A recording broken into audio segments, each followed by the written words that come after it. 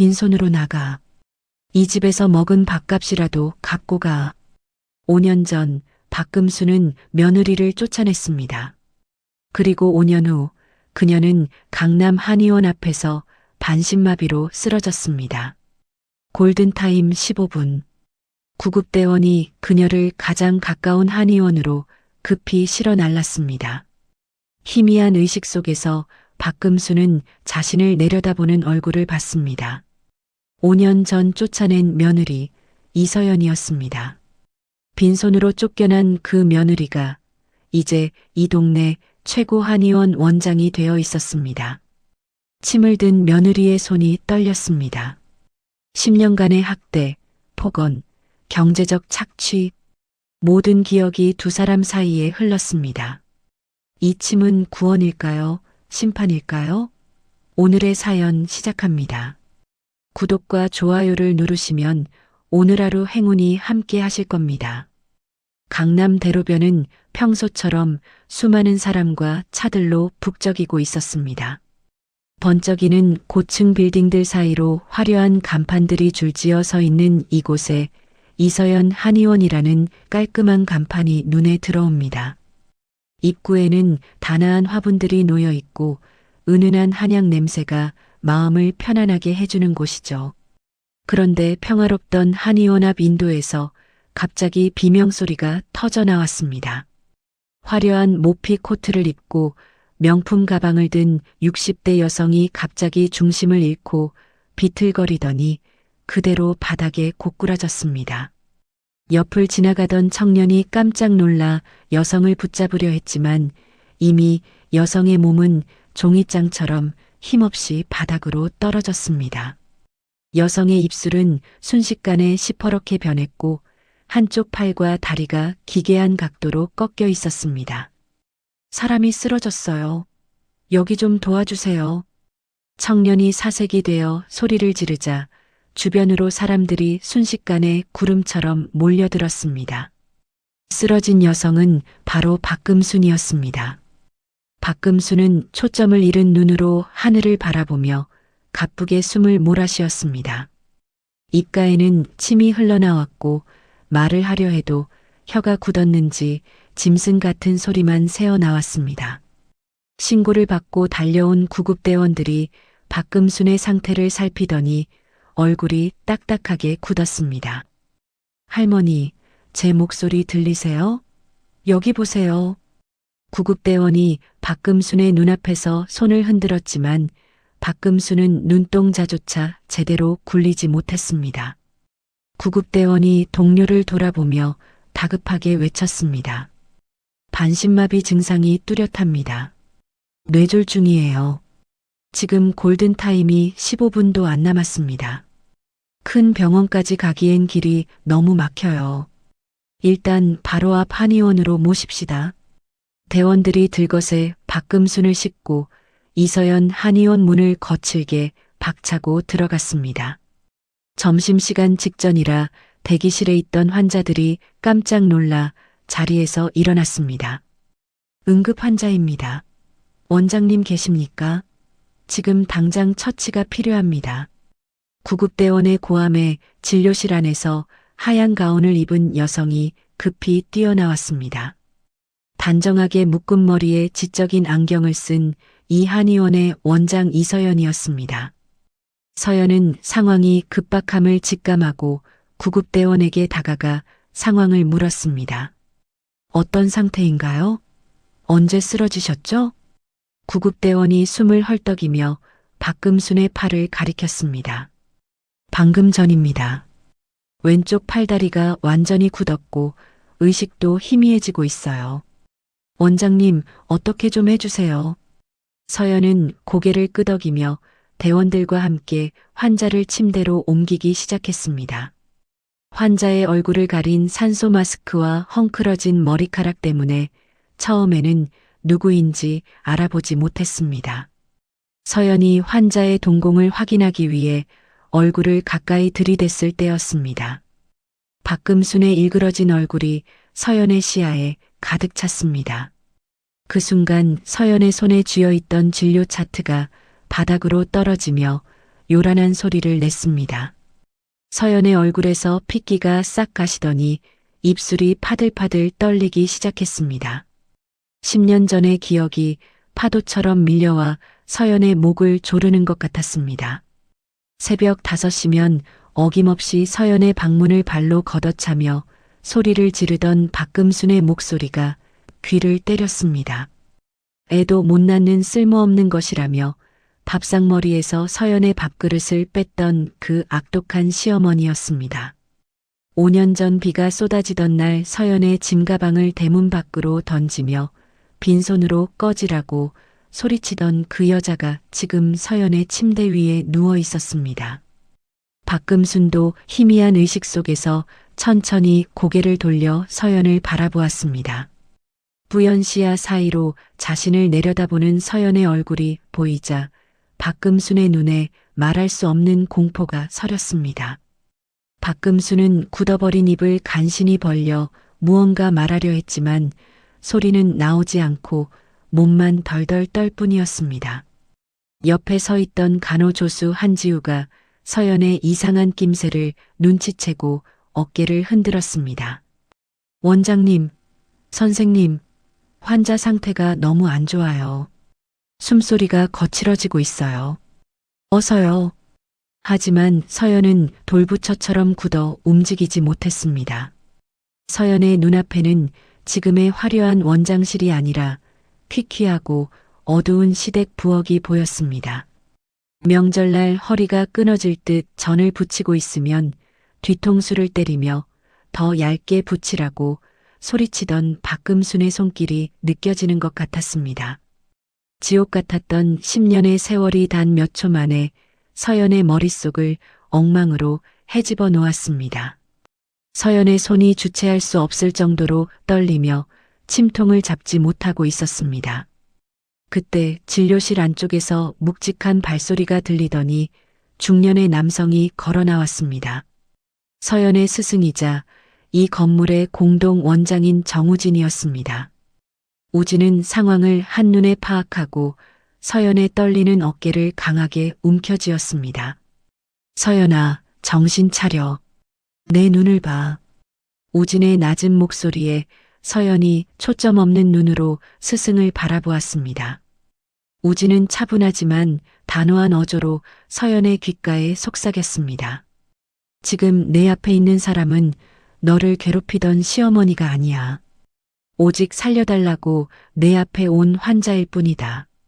의사는 환자를 고르는 사람이 아니라고 내가 가르쳤지? 우진의 따뜻한 손길이 서연의 심장까지 닿은 것 같았습니다. 서연은 깊게 숨을 들이마시고 떨리는 손가락을 하나씩 펴서 진정시켰습니다. 서연이 차가운 눈빛으로 박금순을 내려다보았습니다. 박금순의 눈에는 살려달라는 애원과 혹시라도 서연이 자신을 해칠까봐 두려워하는 비겁함이 섞여 있었습니다. 서연은 침통에서 가장 긴 침을 하나 뽑아들었습니다. 한지우 선생, 환자 머리 고정하세요. 응급침 들어갑니다. 서연의 목소리가 얼음처럼 차갑게 진료실을 울렸습니다. 서연은 박금순의 정수리인 백회열에 정확하게 침을 꽂아 넣었습니다. 이어 목 뒤의 풍지와 팔꿈치의 곡지혈까지 순식간에 침이 파고들었습니다. 박금순은 비명 한마디 지르지 못한 채 며느리의 손끝만 바라보며 눈물을 줄줄 흘렸습니다. 서연은 기계적인 동작으로 막힌 혈 자리를 뚫어나갔습니다. 15분이라는 짧고도 긴 시간이 흐르는 동안 한의원 안에는 무거운 정적만 가득했습니다. 어느 순간 박금순의 얼굴에 감돌던 시퍼런 기운이 조금씩 걷히기 시작했습니다. 완전히 굳어있던 손가락 끝이 미세하게 까딱이며 움직였습니다. 이를 지켜보던 구급대원들이 안도의 한숨을 내쉬며 손등으로 땀을 닦았습니다. 됐다. 손가락 움직이는 거 보이죠? 역시 이 원장님이십니다. 정말 대단하시네요. 지우가 환한 미소를 지으며 서연을 치켜 세웠지만 서연의 얼굴에는 아무런 감정이 없었습니다. 서연은 침을 거두고 알코올솜으로 박금순의 핏방울을 닦아내며 무심하게 지시했습니다. 일단 고비를 넘겼으니 입원실로 옮기세요. 상태를 더 지켜봐야 합니다. 대원들이 박금순을 들것에 실어 입원실로 옮기는 모습을 서연은 멀리서 바라보았습니다. 사람들이 모두 빠져나간 진료실 한편에 서연은 힘없이 주저앉았습니다. 방금 전까지 침을 쥐고 있던 오른손이 뒤늦게 경련하듯 떨려왔습니다. 자신을 짐승보다 못하게 취급했던 여자를 제 손으로 살려냈다는 사실이 믿기지 않았습니다. 가슴속 깊은 곳에서 울분인지 허탈함인지 모를 뜨거운 것이 치밀어 올랐습니다. 한편 입원실로 옮겨진 박금수는 천장에 달린 형광등을 멍하니 바라보았습니다. 몸은 조금 편안해졌지만 마음은 가시방석에 앉은 것보다 더 고통스러웠습니다. 박금수는 5년 전 그날을 떠올렸습니다. 서연을 내쫓고 아들 민준이 데려온 젊고 예쁜 새 며느리 지혜는 박금순이 원하던 그런 여자였습니다. 하지만 그 행복은 오래가지 않았습니다. 지혜는 시어머니를 하녀 취급했고 민준은 사업이 망하자 어머니의 돈을 훔쳐 달아나기 일쑤였습니다. 박금수는 지난 5년 동안 새 며느리 눈치를 보며 찬밥 신세를 면치 못했습니다. 자기 방에서 나오지 말라는 구박을 들으며 서러운 눈물을 훔치던 박금순의 뺨 위로 뜨거운 눈물이 다시 한번 흘러내렸습니다. 자신이 버렸던 그 천대받던 며느리가 이제는 자신의 생사주를 쥐고 있는 의사가 되어 돌아왔다는 현실이 박금순을 한없이 비참하게 만들었습니다. 서연은 한숨도 자지 못한 채 하얗게 밤을 지새웠습니다. 한의원 원장실 소파에 앉아 창밖의 여명만 멍하니 바라보았죠. 어제 본 그 주름진 얼굴과 공포에 질린 눈빛이 머릿속에서 떠나질 않았습니다. 서연은 무거운 몸을 일으켜 가운을 단정하게 여미고 입원실 복도로 향했습니다. 박금순이 누워있는 입원실 문 앞에서 서연은 한참 동안 손잡이를 잡지 못한 채 서 있었습니다. 심호흡을 크게 하고 문을 열자 환자복을 입은 박금순이 초췌한 모습으로 침대에 기대앉아 있었습니다. 어제 응급처치는 잘 되었습니다만 이제부터가 시작입니다. 서연은 박금순의 눈을 피하며 침대 밑에 걸린 차트만 뚫어지게 보았습니다. 박금순은 아직 혀가 다 풀리지 않았는지 입술을 달싹거리기만 할 뿐 말을 내뱉지 못했습니다. 박금순의 눈에는 어제와는 다른 기운이 서려 있었습니다. 도끼가 빠진 자리에 미안함과 당혹감이 가득 차서 서연의 눈치를 살피고 있었죠. 서연은 일부러 더 딱딱하고 사무적인 목소리로 말을 이었습니다. 한쪽 신경이 많이 눌려 있어서 본격적인 재활 치료가 필요합니다. 의사로서 제 소견은 이렇습니다. 3개월 정도 집중적으로 치료를 받으시든지 아니면 다른 병원으로 옮기시든지 직접 결정하세요. 박금수는 서연의 차가운 태도에 고개를 떨구며 눈물을 한 방울 떨어뜨렸습니다. 서연은 그 눈물을 보고도 마음이 흔들리지 않으려 입술을 깨물고 방을 나왔습니다. 복도 끝에서 차트를 정리하던 한지우가 서연을 보고 다가왔습니다. 선생님, 보호자분하고 통화가 됐는데요. 좀 이상해요. 지우가 박금순의 핸드폰을 내밀며 씁쓸한 표정을 지었습니다. 핸드폰 화면에는 아들 강민준이라는 이름으로 부재중 전화와 문자가 가득했습니다. 하지만 내용은 안부 인사가 아니라 전부 돈에 관한 것뿐이었죠. 어머니, 이번 달은 좀 더 보내줘. 왜 전화를 안 받아? 급하단 말이야. 같은 문자들만 가득했습니다. 지우가 한숨을 내쉬며 고개를 저었습니다. 아드님이라는 분께 전화를 드렸더니 어머니 쓰러지셨다는 말에도 눈 하나 깜짝 안 하시더라고요. 지금 바빠서 못 가니까 일단 거기서 치료나 해달라고 하고 그냥 끊어버리셨어요. 서연은 그 말을 듣고 실수했습니다. 민주는 예나 지금이나 변한 게 없었습니다. 서연은 박금순의 치료 계획을 세우기 위해 자리에 앉았지만 자꾸만 옛 기억이 발목을 잡았습니다. 10년 전 지독하게 추웠던 겨울날이 떠올랐습니다. 서연이 임신이 되지 않는다는 이유로 박금수는 매일 아침 빈 항아리를 서연의 방 앞에 갖다 놓았습니다. 빈 항아리 같은 년이라며 쓸모없는 물건은 집안에 들이는 게 아니라고 동네방네 떠들던 그 목소리가 귓가에 쟁쟁했습니다. 민준이 사업 실패로 서연이 친정 엄마 몰래 모은 적금 5천만 원을 날렸을 때도 박금수는 서연의 탓을 했습니다. 며느리가 복이 없어서 내 아들 앞길을 막는 거야. 너만 아니었으면 우리 민준이 벌써 재벌됐어. 서연은 그때의 억울함에 펜을 쥔 손에 너무 힘을 준 나머지 볼펜 심이 툭 하고 부러졌습니다. 정우진 원장이 진료실 문을 열고 들어와 서연의 굳은 얼굴을 살폈습니다. 서연아, 아직도 마음이 복잡하구나. 네가 그 환자를 직접 보는 게 너무 고통스럽다면 내가 맡으마. 억지로 내 자신을 괴롭힐 필요는 없다. 서연은 부러진 펜을 쓰레기통에 던져 넣으며 자리에서 일어났습니다. 아니요, 원장님. 제가 직접 하겠습니다. 이 환자는 제가 반드시 넘어야 할 산이에요. 도망치면 평생 그 여자의 그림자에서 벗어나지 못할 것 같습니다. 서연의 눈빛은 그 어느 때보다 단단하고 매서웠습니다. 오후가 되어 재활치료가 시작되었습니다. 서연은 박금순의 마비된 다리에 침을 놓고 전기 자극을 주는 기계를 연결했습니다. 기계가 돌아가며 근육이 비틀릴 때마다 박금순은 고통스러운 신음을 내뱉었습니다.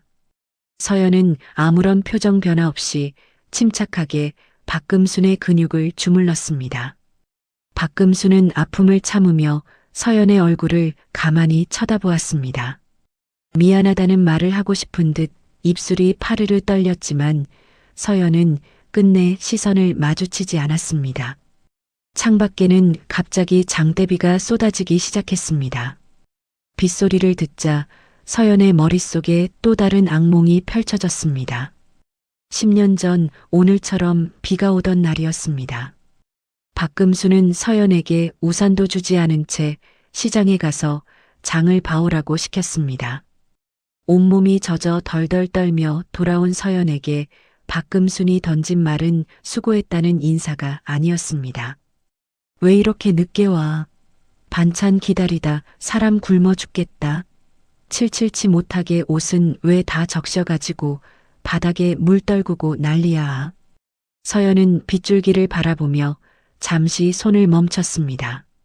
지우는 치료실 구석에서 이 광경을 조심스럽게 관찰하고 있었습니다. 박금순이 서연의 소매를 살짝 붙잡으며 아주 작고 어눌한 목소리로 중얼거렸습니다. 연아. 그 목소리는 빗소리에 묻혀 아주 작게 들렸지만 서연의 귀에는 천둥 소리처럼 크게 울렸습니다. 서연은 황급히 박금순의 손을 뿌리치고 치료 도구들을 챙겼습니다. 환자분, 말씀하지 마시고 호흡에만 집중하세요. 치료 끝났습니다. 서연은 도망치듯 치료실을 빠져나왔습니다. 지우는 눈물을 흘리고 있는 박금순과 차갑게 가버리는 서연 사이에서 어쩔 줄 몰라 했습니다. 퇴근 시간이 지났지만 서연은 집으로 돌아가지 못했습니다. 한의원 옥상으로 올라간 서연은 화려한 서울의 야경을 내려다보며 차가운 밤바람을 맞았습니다. 왜 하필 내 눈앞에 나타난 거야? 왜 하필 여기서? 서연은 난간을 꽉 움켜쥐었습니다. 지난 5년 동안 지독하게 공부하고 잠을 줄여가며 여기까지 올라온 시간이 주마등처럼 지나갔습니다. 누구에게도 무시당하지 않으려고 그 집구석에서 받은 상처를 실력으로 증명하려고 버텼던 시간이었습니다. 그런데 이제 와서 그 가해자가 피해자가 되어 나타난 이 상황이 너무나도 잔인하게 느껴졌습니다. 서연은 어두운 하늘을 보며 복잡하게 얽힌 마음의 실타래를 어떻게 풀어야 할지 몰라 한참 동안 그 자리에 서 있었습니다. 박금순의 재활은 서연의 실력만큼이나 빠르게 진척되었습니다. 2주가 지날 무렵 박금순은 누군가의 부축 없이도 휠체어에 앉아 스스로 바퀴를 굴릴 수 있을 만큼 기력을 회복했습니다. 지우는 햇살이 좋은 오후를 틈타 박금순을 휠체어에 태우고 한의원 뒤편에 마련된 작은 정원으로 향했습니다. 울긋불긋 피어난 꽃들을 보며 박금순의 굳어있던 얼굴에도 모처럼 화색이 돌았습니다.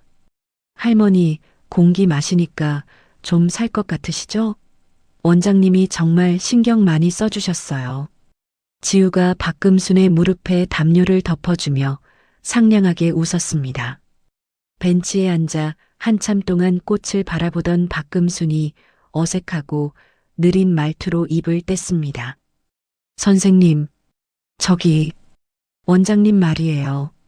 네, 며느리, 맞죠? 지우는 들고 있던 물병을 떨어뜨릴 뻔하며 박금순을 바라보았습니다. 어렴풋이 짐작은 했지만 당사자의 입에서 직접 확인을 받으니 가슴 한구석이 서늘해졌습니다. 지우가 떨리는 목소리로 되물었습니다. 네, 정말요? 원장님이 환자분 며느님이라고요? 박금순은 대답 대신 고개를 푹 숙이더니 이내 어깨를 들썩이며 울음을 터뜨렸습니다. 지우는 당황해서 휴지를 건넸고 박금순은 아이처럼 흐느끼며 지난날의 악행을 하나둘 고백하기 시작했습니다. 며느리를 종 부리듯 했던 일, 빈손으로 쫓아낸 일, 그리고 지금은 새 며느리에게 똑같이 구박받고 있다는 기구한 사연까지요. 지우는 이야기를 듣는 내내 입을 다물지 못했습니다. 세상에 이런 인과응보가 또 있을까 싶어 박금순이 가련하면서도 한편으로는 서연이 겪었을 고통에 가슴이 아려왔습니다. 바로 그때였습니다. 한의원 정문으로 30대 중반의 남자가 거들먹거리는 걸음걸이로 들어왔습니다. 박금순의 아들 민준이었습니다. 2주 만에 처음 나타난 아들이라는 사람은 접수대 간호사에게 인사는커녕 짜증 섞인 목소리로 물었습니다. 어이, 여기 박금순 할머니 입원해 있지? 어디로 가면 돼? 간호사들은 예의 없는 민준의 태도에 눈살을 찌푸리며 입원실 방향을 가리켰습니다. 민준은 귀찮다는 듯 정원을 가로질러 휠체어에 앉아 있는 어머니에게 다가갔습니다. 반가운 기색은커녕 민준의 첫마디는 비수처럼 날카로웠습니다. 엄마, 얼굴 좋아졌네? 죽을 고비 넘겼다더니 휠체어도 타고 다닐 만한가 봐.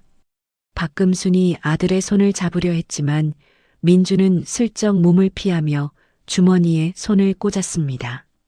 민준은 어머니의 안색보다 한의원의 규모를 살피기에 더 바빠 보였습니다.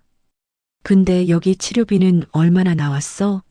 나 지금 급하게 돈 쓸 데가 좀 있어서 그런데 엄마 통장에서 돈 좀 빼야겠어.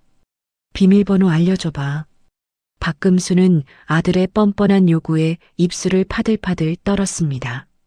그 순간 복도를 지나던 서연이 소란스러운 소리에 정원으로 걸어 나왔습니다. 민주는 낯익은 실루엣에 고개를 돌렸다가 그대로 굳어버렸습니다. 5년 전 낡은 가방 하나 들고 쫓겨나던 초라한 여자가 아니었습니다. 눈부시게 하얀 가운을 입고 위엄 있게 서 있는 서연의 모습에 민주는 말을 더듬었습니다. 서연이? 이서연? 네가 왜 여기 있어?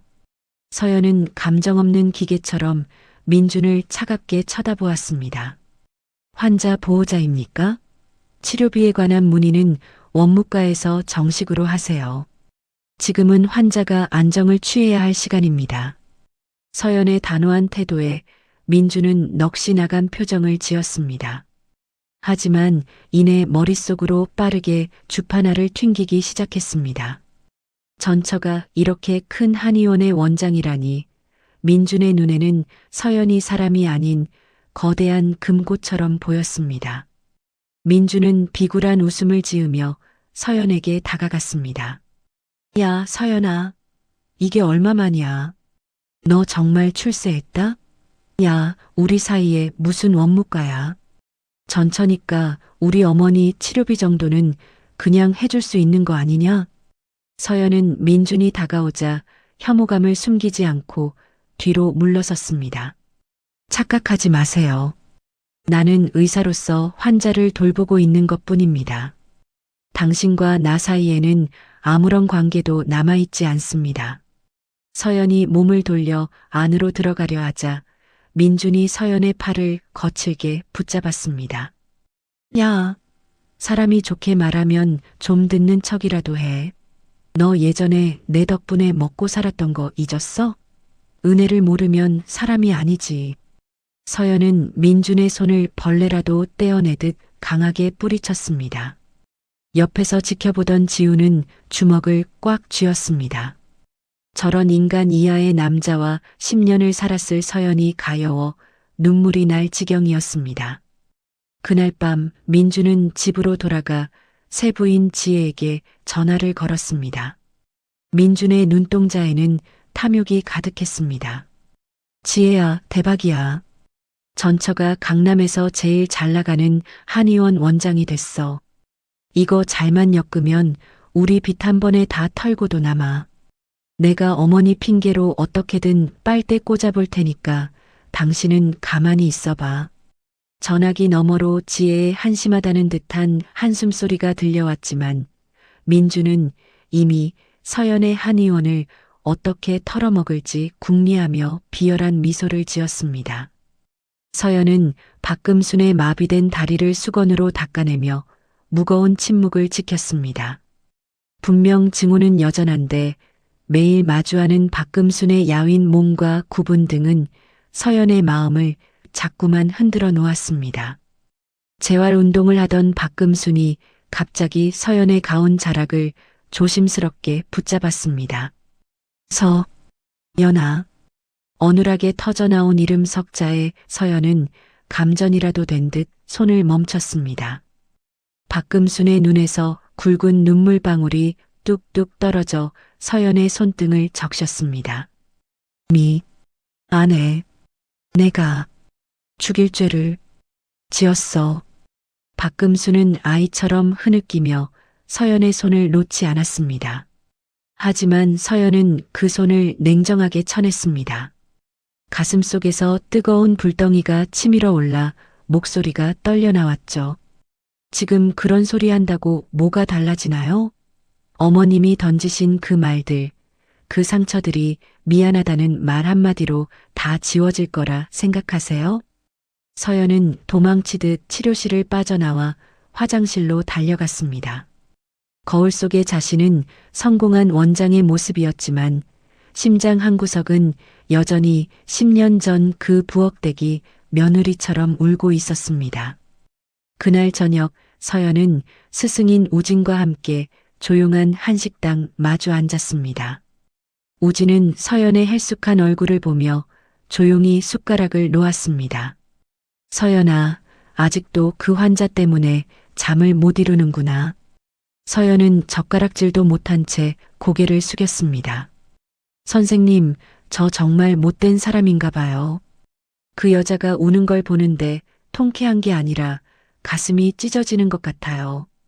용서하고 싶지 않은데 자꾸만 마음이 약해져요. 우진은 따뜻한 차를 서연의 잔에 따르며 빙그레 웃었습니다. 나도 예전에 믿었던 동업자에게 배신당해 길거리에 나앉은 적이 있었지. 그런데 몇 년 뒤 그 사람이 중풍으로 쓰러져 내 앞에 나타났단다. 나도 고민했어.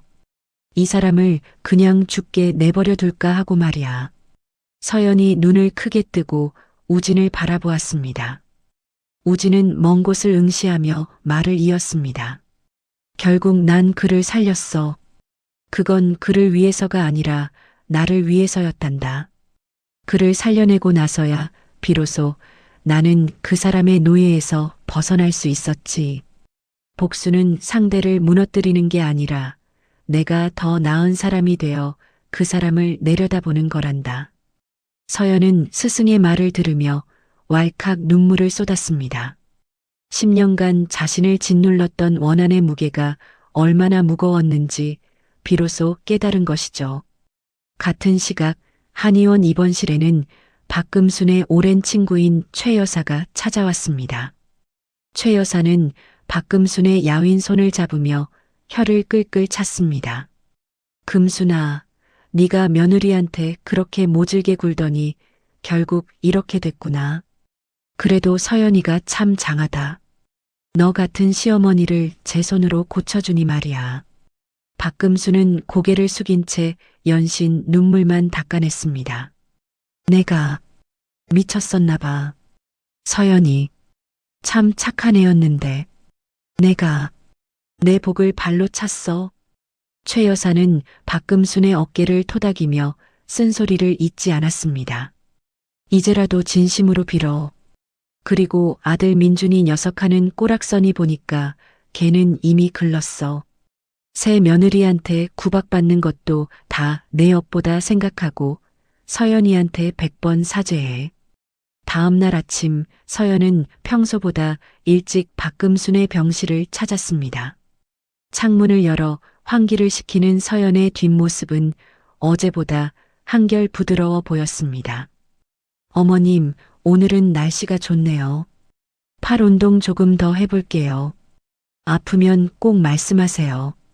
서연의 부드러워진 태도에 박금수는 깜짝 놀라 서연을 바라보았습니다. 비록 예전처럼 다정한 고부관계는 아니었지만 서연은 이제 박금순을 원한의 대상이 아닌 진정한 환자로 대하기 시작했습니다. 서연은 박금순의 굳은 다리를 주무르며 속으로 다짐했습니다. 자신을 괴롭혔던 과거의 망령에서 벗어나 당당한 의사로서 이 인연을 매듭짓겠다고 말입니다.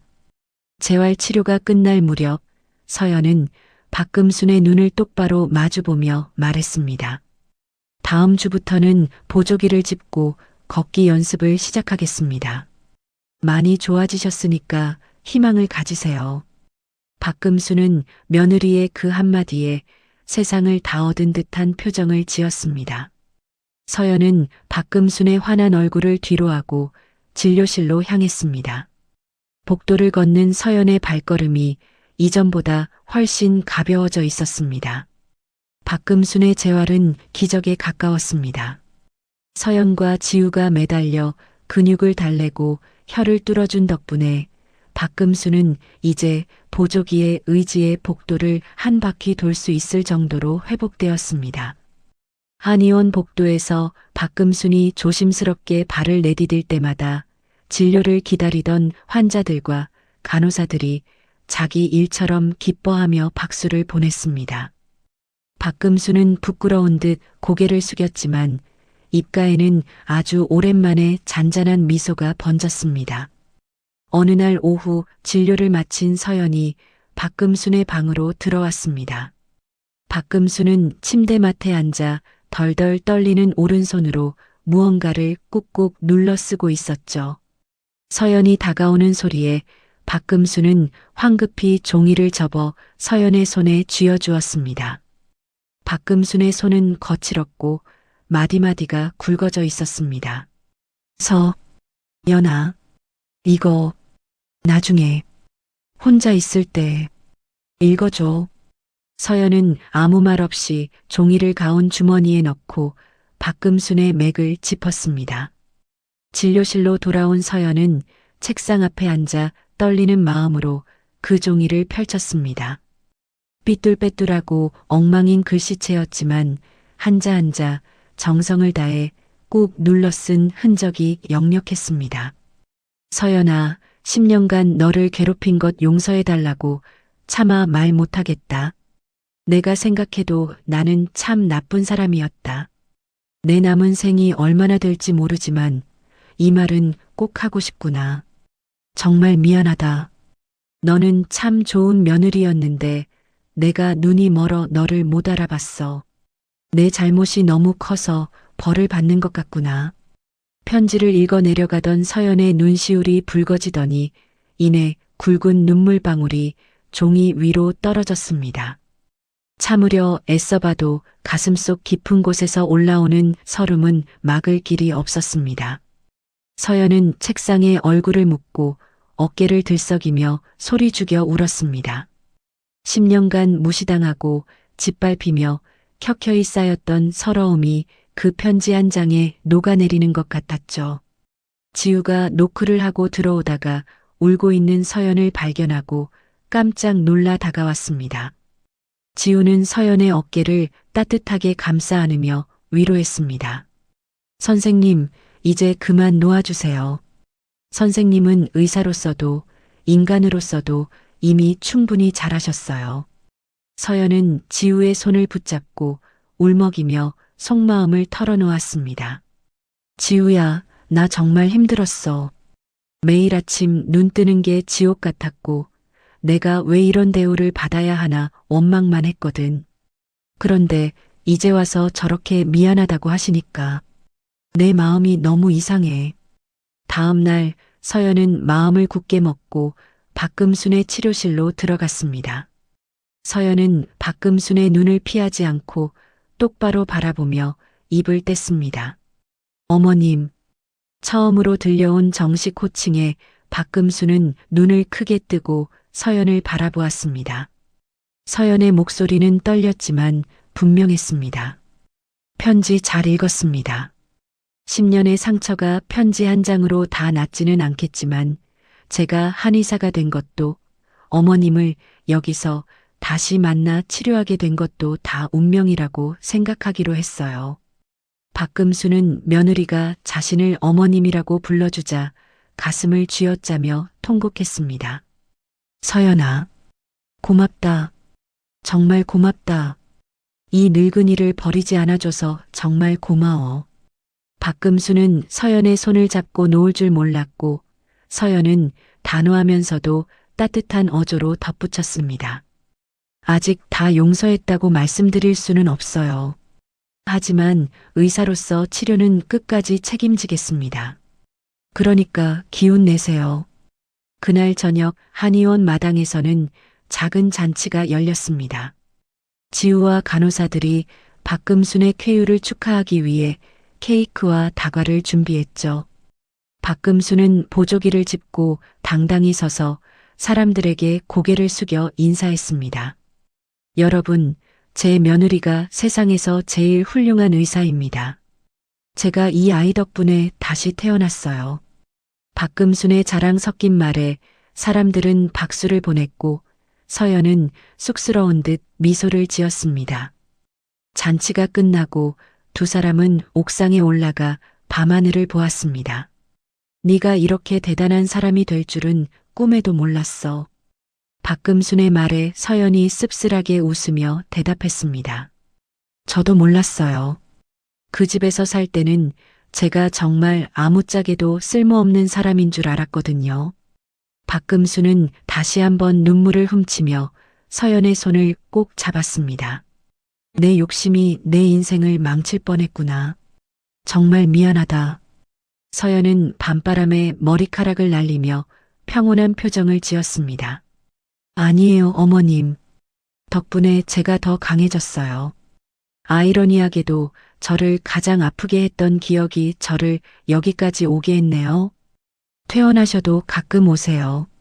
제가 계속 봐드릴게요. 박금수는 며느리의 넓은 품에 감동하며 밤하늘의 별을 오랫동안 바라보았습니다. 비로소 두 사람 사이에 차가웠던 벽이 무너지고 조용하지만 깊은 화해의 물결이 흐르고 있었습니다. 행복한 기운도 잠시, 다음 날 오후 한의원 대기실은 다시 차가운 공기로 얼어붙었습니다. 박금순의 퇴원을 앞두고 정산을 돕던 지우의 앞으로 요란한 구두 소리가 들려왔습니다. 강민준이 화려하게 화장을 하고 짧은 치마를 입은 재혼 부인 윤지혜와 함께 나타난 것이죠. 지혜는 한의원 천장부터 바닥까지 훑어보며 코방귀를 뀌었습니다. 아이고, 여기가 소문난 그 한의원이에요? 아주 전처 덕분에 병원 구경 제대로 하네. 지혜의 무례한 말투에 접수대 간호사들이 불쾌한 표정을 지었습니다. 민주는 아랑곳하지 않고 서연의 진료실 문을 무턱대고 열고 들어갔습니다. 서연이 차트를 보다 놀라 고개를 들자 민주는 제 집 안방인 양 소파에 털썩 주저앉았습니다. 야, 서연아. 우리 어머니 퇴원하신다며? 근데 치료비 청구된 거 보니까 장난 아니더라. 너랑 나랑 살았던 정이 있는데 이거 좀 너무한 거 아니야? 적당히 좀 깎아줘라. 서연은 펜을 내려놓고 차가운 눈으로 전 남편을 응시했습니다. 강민준 씨, 착각하지 마세요. 여기는 병원이고 나는 의사입니다. 치료비는 정해진 규정에 따라 원무과에서 정산하는 게 원칙이에요. 그리고 우리가 무슨 정이 남았다고 그런 소리를 합니까? 민주는 얼굴이 벌개져서 책상을 탁 쳤습니다. 이게 진짜 원장 소리 듣더니 눈에 뵈는 게 없나 본데. 너 시집살이 할 때 우리 엄마가 너 사람 만들어준 거 잊었어? 네가 지금 이렇게 잘 나가는 거 다 우리 엄마 밑에서 고생하면서 인내심 배워서 그런 거 아냐? 은혜를 알아야지. 서연은 어처구니 없는 논리에 실소가 터져 나왔습니다. 마침 복도에서 재활 운동을 하던 박금순이 아들의 고함을 듣고 문 앞에 멈춰 섰습니다. 박금순은 문틈으로 보이는 아들의 뻔뻔한 얼굴을 보며 온몸을 부들부들 떨었습니다. 민준아, 너 지금 무슨 소리를 하는 거야? 어머니의 목소리에 민준이 뒤를 돌아보더니 지혜를 불러들였습니다. 지혜는 박금순을 보더니 팔짱을 끼며 싸늘하게 뱉었습니다. 어머님, 이제 다 나으셨으면 집에 가야죠. 근데 집에 오셔도 예전처럼 방에만 계세요. 저번에 손님들 왔을 때 거실 나와서 분위기 다 망친 거 잊으셨어요? 남들 보기 안 좋으니까 제발 조용히 좀 계시라고요. 박금수는 며느리의 모욕적인 말에 눈물을 글썽이며 아들을 쳐다보았습니다. 지혜야, 나 이제 혼자 걷기도 하는데 밥도 같이 먹으면 안 되겠니? 지혜는 짜증 섞인 표정으로 가방을 고쳐 맸습니다. 병원에서 걷는 거랑 집이랑 같아요? 괜히 돌아다니다 또 쓰러지면 수발은 누가 들라고요? 하여튼 노인네들 고집은 알아줘야 한다니까. 서연은 이 광경을 지켜보다가 도저히 참을 수가 없었습니다. 서연은 자리에서 일어나 박금순의 어깨를 감싸 안으며 단호하게 말했습니다. 어머님, 오늘 퇴원 못하십니다. 정밀 검사 결과 재발 위험이 발견됐어요. 최소 2주는 더 입원해서 경과를 지켜봐야 합니다. 민준이 눈을 부라리며 소리를 질렀습니다. 뭐라고? 그럼 입원비가 또 얼마나 더 나온다는 거야? 너 지금 우리 돈 뜯어내려고 수작 부리는 거지? 서연은 민준의 눈을 똑바로 쳐다보며 한자 한자 내뱉었습니다. 입원비와 치료비는 제가 전액 부담하겠습니다. 환자의 안전이 최우선이니까요. 당신들은 보호자 자격 없으니 이만 나가주세요. 민준과 지혜는 돈을 안 내도 된다는 말에 서로 눈짓을 주고받더니 그럼 마음대로 해바라며 쌩안이 나가버렸습니다. 그들이 나간 뒤 서연은 박금순을 침대에 앉히고 무거운 표정을 지었습니다. 사실 서연의 말은 거짓말이 아니었습니다. 대학병원에 의뢰했던 정밀 MRI 결과 박금순의 뇌 깊숙한 곳에서 기형혈관이 추가로 발견된 것이죠. 언제 터질지 모르는 시한폭탄을 머리에 이고 있는 것이나 다름없었습니다. 서연은 떨리는 손으로 결과지를 훑어보았습니다. 수술 성공률은 반반이었고 하지 않으면 목숨이 위태로웠습니다. 서연은 다시 민준에게 전화를 걸어 상황의 심각성을 설명했습니다. 민준 씨, 어머님 수술이 급해요. 수술비가 꽤 들겠지만 지금 당장 결정해야 합니다. 전화기 너머로 들려오는 민준의 목소리는 서연의 심장을 갈기갈기 찢어놓았습니다. 야, 수술해도 죽을지 모른다며? 그럼 그냥 둬. 우리 수술비 낼 돈 없어. 너 원장이라 돈 많으니까 네가 살리고 싶으면 내 돈으로 하든지. 난 몰라. 민주는 무책임하게 전화를 끊어버렸습니다. 입원실 안에서는 박금순이 아들이 연락되지 않느냐며 서연의 눈치를 살피고 있었습니다. 서연은 차마 아들이 수술을 포기했다는 말을 전하지 못한 채 박금순의 야윈 손을 꼭 쥐었습니다. 자신을 괴롭혔던 시어머니였지만 그 자식에게조차 버림받은 노인의 모습에 서연의 가슴에는 시린 통증이 느껴졌습니다. 서연은 며칠 동안 뜬 눈으로 밤을 지새우며 박금순의 수술 계획표를 들여다보았습니다. 대학병원에 내로라 하는 전문의들을 찾아다니며 자문을 구했고 틈날 때마다 스승 우진을 찾아가 마음을 다잡았습니다. 진료실 창가에 서서 밤바람을 맞던 서연이 나지막이 물었습니다. 선생님, 저를 그토록 멸시하던 분을 살리기 위해 제가 제 전 재산을 걸고 수술을 진행하는 게 정말 맞는 걸까요? 우진은 서연의 곁으로 다가와 인자한 눈빛으로 어깨를 토닥였습니다. 서연아, 너는 이미 답을 알고 있지 않니? 네가 수술비를 부담하고 최고의 의료진을 수혈하는 건 그 노인을 위해서이기도 하지만 너 자신의 영혼을 자유롭게 하기 위해서란다. 원한을 선으로 갚는 순간 너는 비로소 그 지옥 같은 과거에서 완전히 졸업하게 되는 거야. 서연은 스승의 말에 눈물을 닦으며 고개를 끄덕였습니다. 그런데 다음 날 오후 예상치 못한 손님이 한의원을 찾아왔습니다.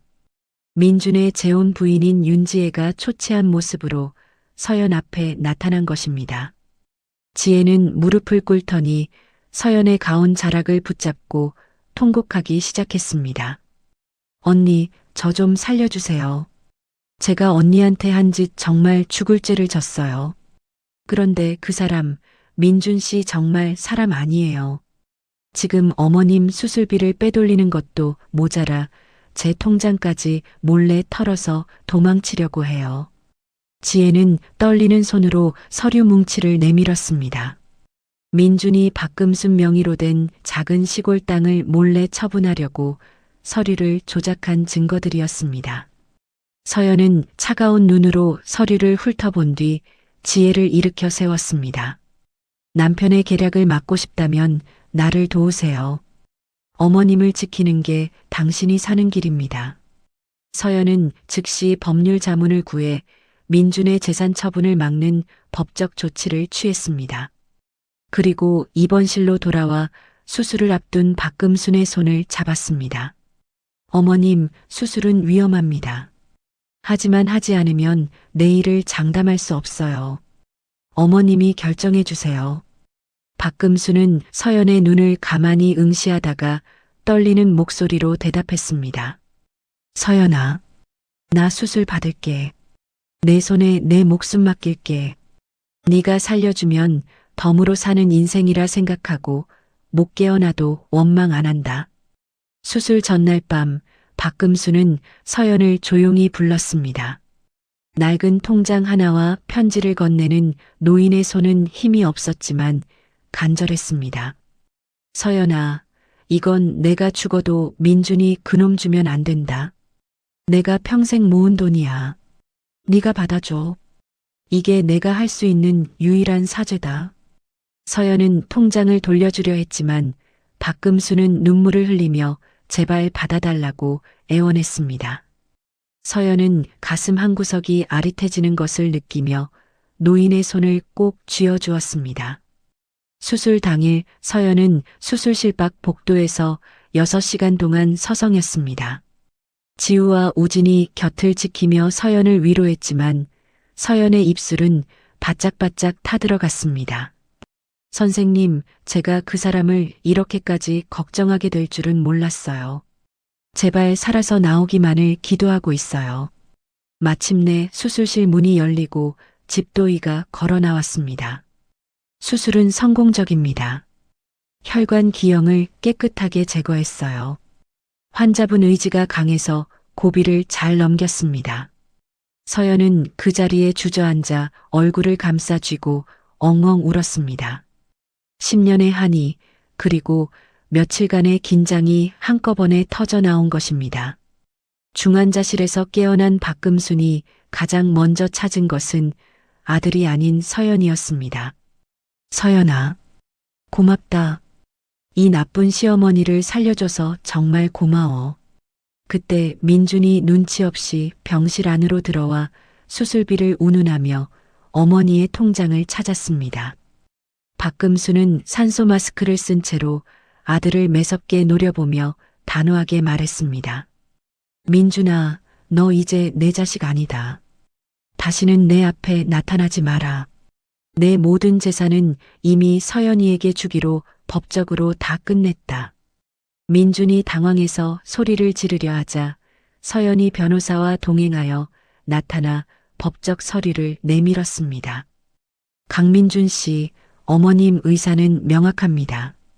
여기서 더 소란 피우면 경찰 부르겠습니다. 당장 나가세요.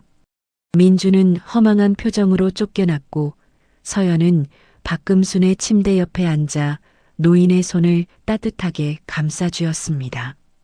비로소 두 사람 사이를 가로막고 있던 거대한 업보의 장벽이 무너져 내리는 순간이었습니다. 수술 후 6개월이라는 시간이 흘렀습니다. 기적처럼 건강을 회복한 박금수는 이제 보조기 없이도 가벼운 산책을 즐길 수 있을 만큼 기운을 차렸습니다. 박금수는 아들이 있던 집으로 돌아가는 대신 서연의 한의원 근처에 아담한 원룸을 얻어 홀로 서기를 시작했습니다.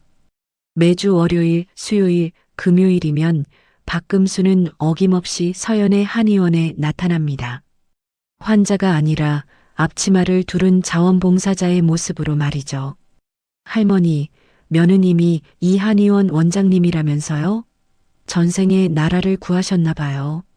진료를 기다리던 할머니 한 분이 부러운 듯 말을 건네자 박금순이 따뜻한 쌍화차를 대접하며 환하게 웃었습니다. 아니에요. 제가 나라를 구한 게 아니라 저 아이가 지옥에 있던 저를 구해준 거예요. 저는 그저 감사하며 살 뿐입니다. 서연은 진료실 문틈으로 환자들과 정답게 대화를 나누는 박금순의 뒷모습을 지켜보았습니다. 10년 전 서연의 등을 매섭게 내리치던 그 손이 이제는 아픈 환자들의 손을 따뜻하게 잡아주고 있었습니다. 사람은 변할 수 없다고 믿었던 서연의 생각은 박금순을 보며 조금씩 바뀌어 갔죠. 진료가 모두 끝난 저녁 두 사람은 한의원 앞 조용한 공원을 함께 걸었습니다. 흐드러지게 핀 벚꽃잎이 두 사람의 어깨 위로 눈송이처럼 떨어졌습니다. 박금순이 걸음을 멈추고 떨어지는 꽃잎을 바라보며 나지막이 입을 뗐습니다. 서연아, 내가 가끔 잠들기 전에 생각한단다. 내가 10년 전으로 돌아갈 수 있다면 너를 구박하는 시어머니가 아니라 세상에서 너를 가장 사랑해주는 엄마가 되어줬을 텐데 하고 말이야. 서연은 박금순의 팔에 살포시 팔짱을 끼며 고개를 저었습니다. 어머님, 과거는 바꿀 수 없지만 지금이 있잖아요. 저도 이제는 진심으로 어머님을 용서했어요. 아니, 어쩌면 어머님 덕분에 제가 이만큼 단단한 사람이 된 것 같아 고마운 마음도 들어요. 두 사람은 서로를 마주보며 미소 지었습니다. 한편 아들 민준의 소식도 들려왔습니다. 지혜와는 끝내 갈라섰고 어머니의 땅을 가로채려던 계획이 무산되면서 빚쟁이들에게 쫓기는 신세가 되었다고 하더군요. 민준이 몇 번이고 한의원을 찾아와 무릎을 꿇고 빌었지만 박금수는 단호했습니다. 네가 지은 죄를 먼저 뉘우치고 사람답게 살기 전까지는 만나지 않겠다며 선을 그은 것이죠. 그것은 자식을 향한 마지막 가르침이자 진정한 사랑이었습니다. 서연의 한의원은 이제 전국에서 환자들이 몰려올 정도로 유명해졌습니다. 지우를 포함해 실력 있는 젊은 한의사들이 합류하면서 병원의 규모도 커졌죠. 서연은 기자와의 인터뷰에서 성공의 비결을 묻는 질문에 이렇게 답했습니다. 저를 가장 아프게 했던 시련이 저를 가장 강한 의사로 만들었습니다. 병을 고치는 기술보다 중요한 건 상처받은 마음을 들여다보는 용기라는 걸 배웠거든요. 박금수는 서연의 배려로 한의원 1층 작은 공간에 서연 카페를 열었습니다. 환자와 보호자들에게 무료로 차를 나누어 주며 박금수는 생애 처음으로 남을 돕는 기쁨을 누리고 있었습니다. 정우진 스승은 이 광경을 흐뭇하게 바라보며 서연에게 말했습니다. 서연아, 진정한 치유는 몸의 병이 나은 게 아니라 너희 두 사람의 맺힌 마음이 풀린 것이란다. 이제야 비로소 너희 둘 다 진정한 자유를 얻었구나. 어느 화창한 봄날 오후 서연과 박금수는 한강 벤치에 나란히 앉아 강물을 바라보았습니다. 박금순이 서연의 손을 꼭 잡으며 수줍게 말했습니다. 서연아, 내가 다시 태어나면 꼭 너 같은 딸을 낳고 싶구나. 서연은 박금순의 어깨에 살포시 머리를 기대며 대답했습니다. 어머님, 저도 어머님 같은, 지금의 어머님 같은 분을 시어머니로 만나고 싶어요. 우리 다음 생에도 꼭 가족으로 만나요. 강바람에 실려온 꽃향기가 두 사람 주위를 맴돌았습니다.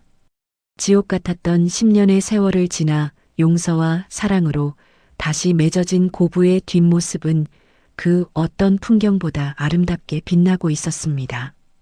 가장 미웠던 사람이 가장 소중한 사람이 된 기적, 그것은 두 사람이 함께 일궈낸 인생 최고의 명처방이었습니다. 용서라는 선택은 결코 가해자가 예뻐서가 아니라 나 자신을 과거라는 감옥에서 풀어주기 위한 용기 있는 결단이었습니다. 서연 씨가 놓아버린 것은 시어머니에 대한 원망이 아니라 가슴속 깊이 박혀있던 슬픈 기억의 파편들이었을 겁니다. 가장 미웠던 사람을 가장 소중한 인연으로 바꾼 그녀의 앞날에 이제는 고통 없는 봄날만 가득하길 진심으로 응원합니다. 이야기를 끝까지 들어주신 분이 계시다면 구독과 잘 들었다고 댓글 하나만 남겨주세요. 새로운 이야기가 나오면 제일 먼저 전해드리겠습니다. 감사합니다.